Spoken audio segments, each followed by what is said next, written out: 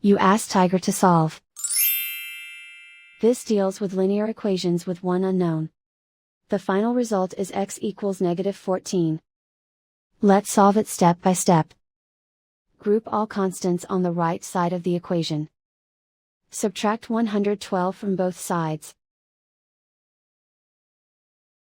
Simplify the arithmetic.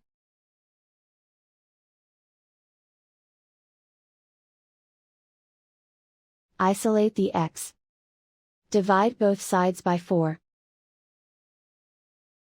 Simplify the fraction. Find the greatest common factor of the numerator and denominator. Factor out and cancel the greatest common factor. And so the final result is x equals -14.